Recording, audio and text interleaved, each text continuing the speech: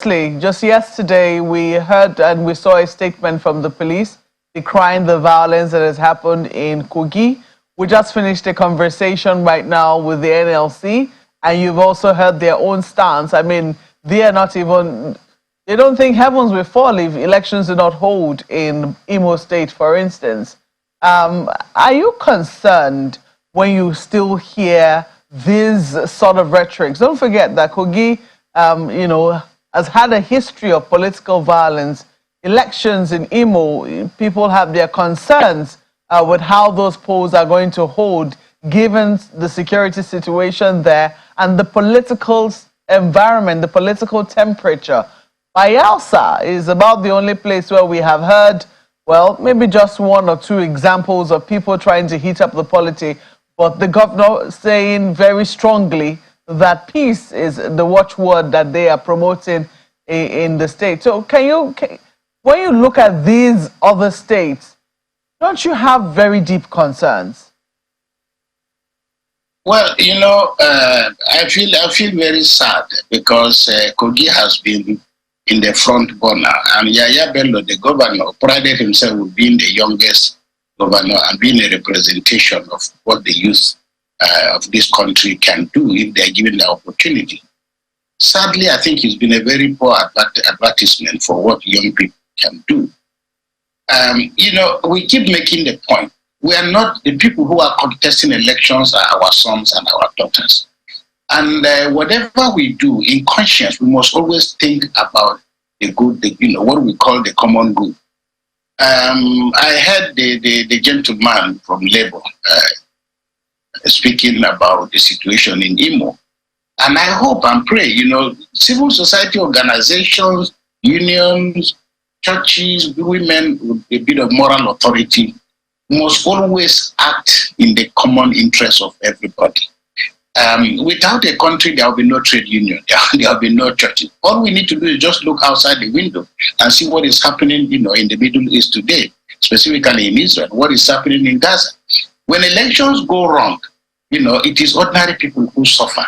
So I hope that the Labour leaders who are giving directives for elections in Imo will really be more circumspect and ask themselves who stands to gain and who stands to lose what.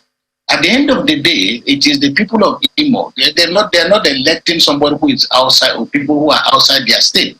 So we must, I just hope, I prayerfully hope that Imo is a deeply Christian, environment. And I hope that the religious leaders and others with moral authority can prevail, on the unions to defer their whatever may be their grievances.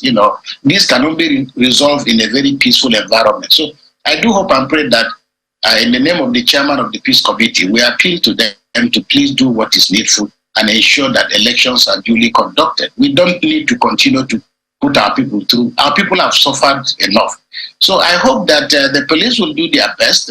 We can't, it's very difficult, to make this point because sometimes we in Nigeria behave as if we are just a bunch of spoiled people. If we look outside the window and see what is happening elsewhere, and see the earthquakes, all the tragedies and human and natural disasters that have afflicted the world, and we have to ask ourselves, what have we done to God that he has been so magnanimous and gracious to us? Why do we turn the sword on ourselves? For me, these are very difficult issues. And I think that the people who are involved in labor, I'm sorry about the way things have gone, but I think they should think about the higher interest of the ordinary people of Imo State and Kukah states and make sure that these elections, go on. We cannot sacrifice the welfare and well-being of our people on the altar of just, personal grandstanding and people who have just personal or group interests. They can only be useful against the background of the national interests. Well, I don't know that at the heart of this, I think that's the question that Chamberlain was posing earlier, is sincerity of purpose. When you speak with our political class, it's the same thing over and over again. They say one thing, they do another thing. Bayelsa State has given us a very good example of a leader who actually lived by his words. Former President Goodluck Jonathan hailed from or hails, still hails, I don't know my use of English, from Bayelsa State.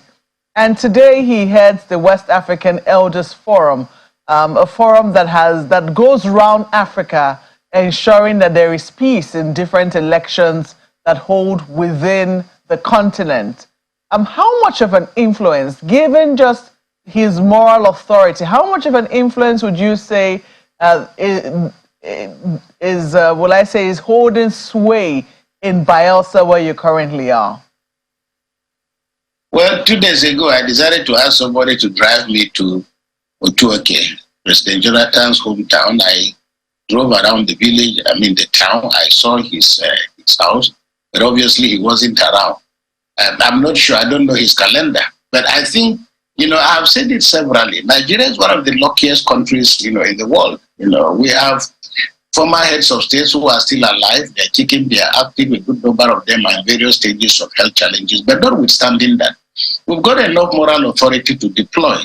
How that moral authority is deployed depends on the circumstances on the ground. I would have thought, actually, I expected, but I really don't know whether President Jonathan is here at home or not. Because, as you know, he already made the point, I think it was in 2019, that he was above party affiliation. But notwithstanding that, I think it also speaks to the sagacity of the local elite to decide which kind of moral authority can they appropriate and deploy. But definitely, given the amount of moral authority that President Jonathan has, it would be unfortunate if Elsa doesn't take advantage of that. But as I said, I've moved around the place. I've been here for a few days, and I've had a chance to look around. I don't see any sign of tension or any anxiety. Things are probably not even like the way they were in 2019. I was here in 2019, and I was the only member of the peace committee that showed up here, because it wasn't a very clement environment, at least from the point of view of perception.